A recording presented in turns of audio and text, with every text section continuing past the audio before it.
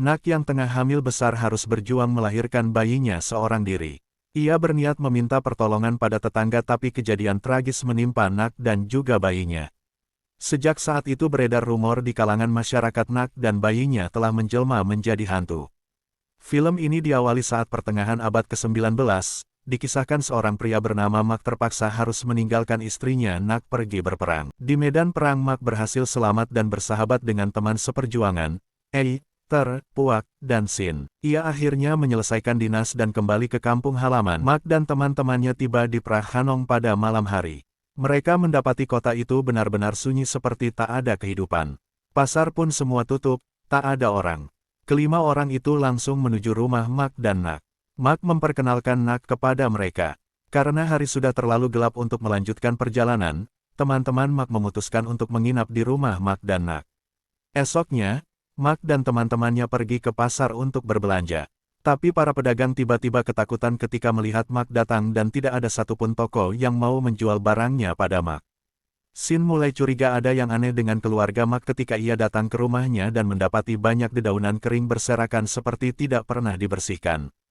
Sin semakin terkejut ketika melihat tangan Nak bisa memanjang sendiri saat hendak mengambil buah jeruk yang jatuh ke tanah. Sin mencoba menceritakan ini pada teman-temannya tapi tak ada satupun yang percaya. Adapun sumber rumor ini adalah Bibi Priak. Dia merupakan pemilik toko minuman keras setempat. Namun, dia ditemukan tewas mengambang di sungai beberapa hari kemudian setelah menyebarkan rumor tersebut. Mereka baru percaya pada Sin ketika menemukan mayat yang memakai cincin seperti yang dipakai Nak di belakang rumah. Sin dan kawan-kawan lantas mencoba memberitahu Mak tentang kondisi Nak tapi Mak justru marah dan mengusir mereka semua. Tak ingin membiarkan temannya tinggal bersama hantu, Sin dan kawan-kawan menyusun rencana untuk menyelamatkan Mak. Saat Mak dan Nak berkunjung ke pasar malam teman-temannya berencana membuktikan bahwa Nak adalah hantu.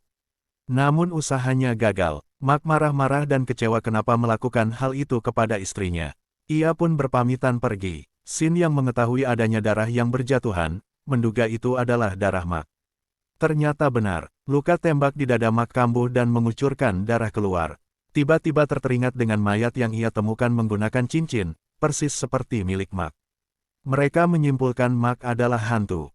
Seketika Sin menebar beras suci ke Mak. Mak menjerit, semua temannya kabur. Semua teman Mak ingin menyelamatkan Nak dari hantu Mak.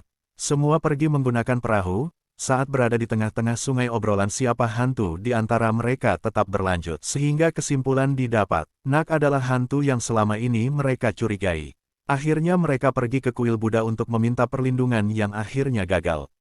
Nak berwujud hantu dan Mak pun menangis sejadi-jadinya. Nak mengakui pada Mak karena selama ini ia telah membohonginya, begitupun Mak yang selama ini telah bersandiwara. Mak sebenarnya telah mengetahui jika Nak telah meninggal. Demi cintanya ia tetap mengakui keberadaan Nak. Ia berpura-pura tidak terjadi sesuatu pada Nak. Keduanya mengungkapkan cinta satu sama lain.